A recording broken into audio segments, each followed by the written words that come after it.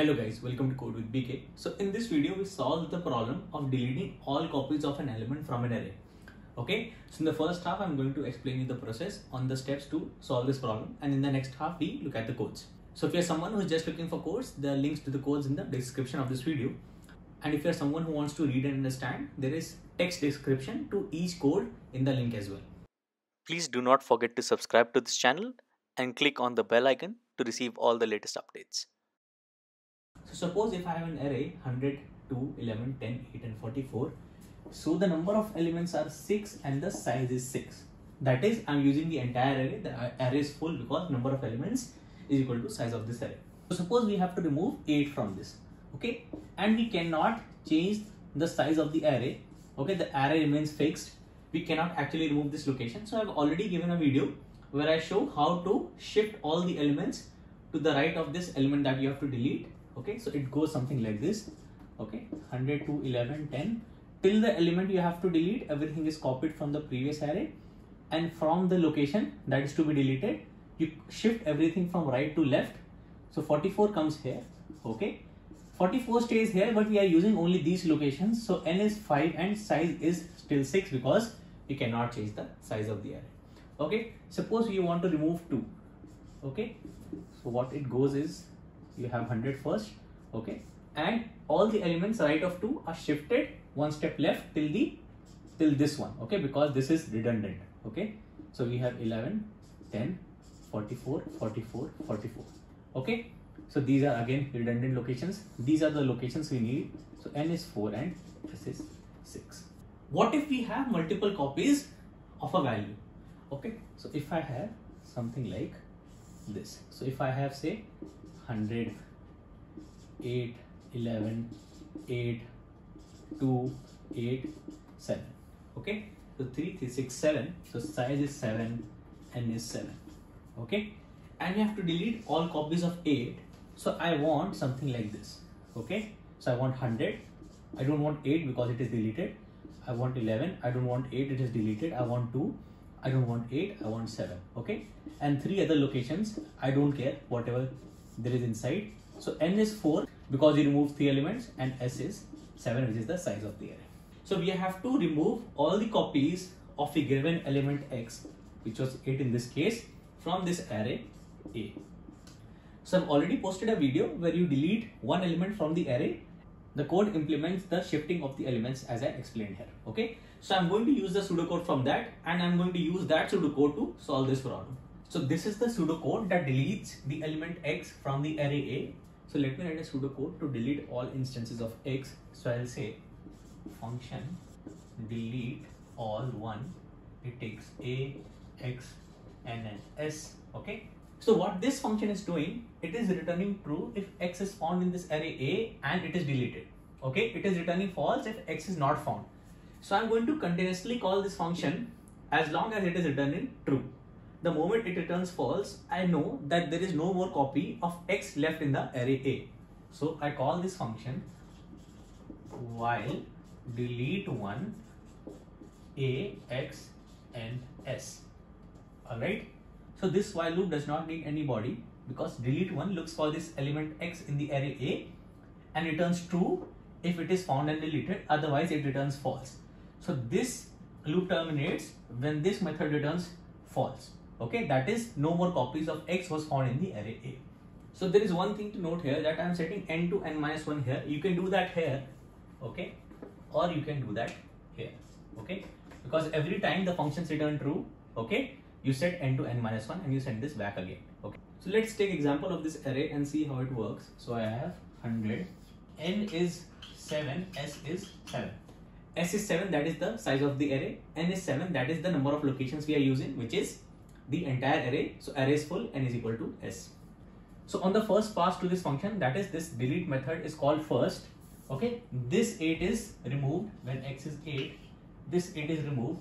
So everything to right of this is shifted left one step. So we have 11, 8, 2, 8, 7 and last one remains 7. Okay, and n is set to n minus 1. N becomes 6, s stays at 7. In the second pass, what happens is this 8 is deleted. Okay, so you have 100, 11, then 2, 8, 7, 7, 7. Okay, and we are using these many locations because n is 5 now, s is 7. Okay, the value still returned is true because 8 was deleted. Again, this 8 is deleted and we have 100, 11, 2, 7, 7, 7, 7. So these 4 locations are being used, n is 4. Okay, and the method returns true. In the next call to this method, okay, 8 is not found anywhere in this array. Okay, 8 is not found, so the method returns false. This while loop breaks and you get this array which we expect. So in the solution, when we were deleting one element from the array, the second approach was to actually change the array. So I want to get this array from this one when x is 8. So if I am allowed to change the array, so all I need is to remove all copies of 8. So we use the same idea because we are allowed to create a new array. So approach will be C will store count of x's in A. Okay, how many times does the value x occurs in A? That will be stored in C. Second will be our fresh array temp. Okay, array of size. Okay, you want to remove all the copies of x from this A. So the size is going to be size of this array minus the count of x. Size of this array is s minus the count of x, which is c. Okay, so temp is an array of size s minus c. So the third point is finally copy all elements, okay, from A to temp which are not x. That is, from this to this, copy all the elements which are not 8. So copy 100, copy 11, copy 2, copy 7. So if we follow these steps for this array, okay, so this occurs 3 times. So C is basically 3. You have temp of size 7 minus 3. So temp will be of size 1, 2, 3, 4. Okay, and copy all elements from A to 10 which are not x. So copy 100, okay, copy 11, skip 8, copy 2, skip 8, copy 7. So skip all instances of x and copy the rest into this temp. So this is the array that you get by removing all the copies of x. So let's write the pseudocode for this. So writing the pseudocode for these 3 steps. So we have the array, okay, A.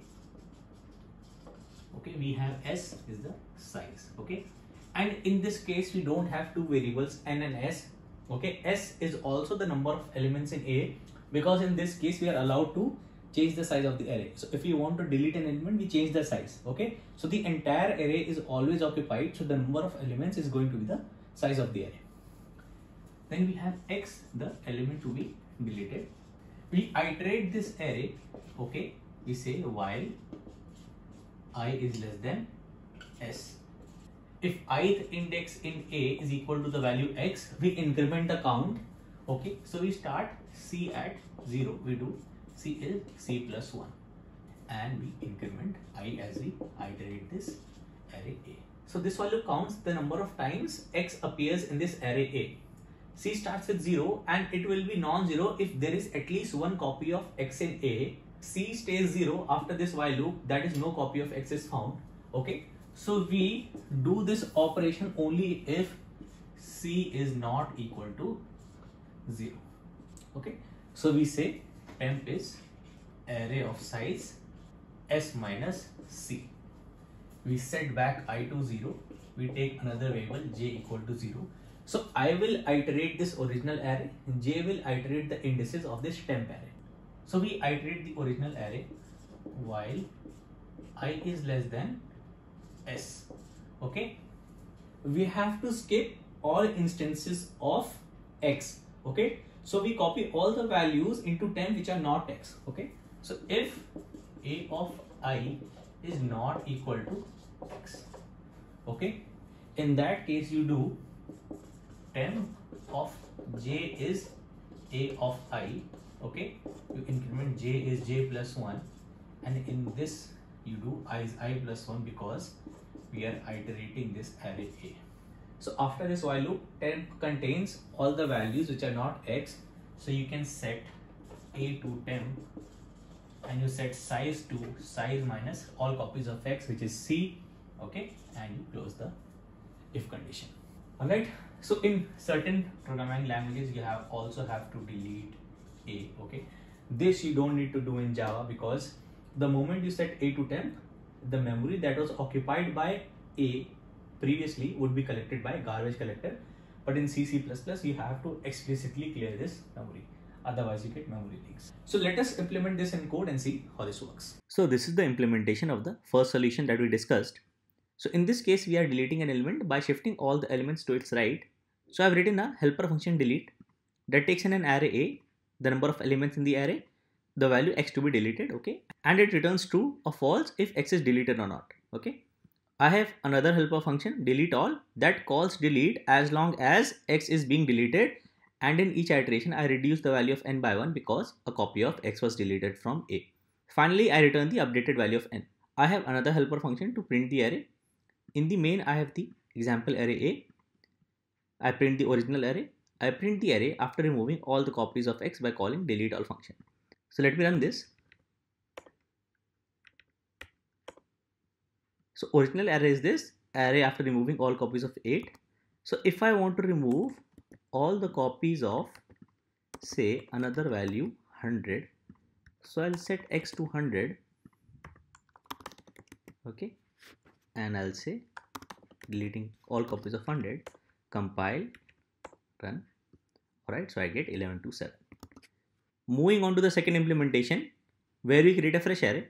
So I've written a helper function delete all that takes in an array A, the value to be deleted, and it returns the updated array A. So counting the number of times x appears, creating a temp array. If c is not equal to 0, that is x appears at least once, I create a temp array, okay, and I return the temp array, which is the updated A array. Else if c was 0, I return A as it is. Again, helper function print array to print the array. In my main, I have A. I print the original array. I remove all copies of x and print A again. So compiling, this is 2, 2. So I get this, okay. And in this case, the length of the array has changed, okay. So I'll say, okay. So let me run this again. So length of array is now 4, which was initially 7. One more thing is, if I set A to temp here, okay, and then I return A, it is going to work. So let me just run this, okay. So it still works, okay. But if I say change the return type to void, okay, and I don't return anything, okay. So I'm setting A to temp here, okay, after removing all the copies of x, but it will not be reflected back in the main. So if I run this, you see, oh, void type cannot be converted, so I'll just remove this. So you will see that the array in the main did not change, okay. Alright, so when you are updating the array A in this function, make sure that you return that array, okay. So this is going to be our correct implementation. Final run and final cut. So I hope this video was helpful. So please do like this video and subscribe to my channel for more such videos. And please let me know in the comments if there is anything not clear to you in this video, if there is a concept you want me to discuss, or if there is a question you want me to solve. Thank you.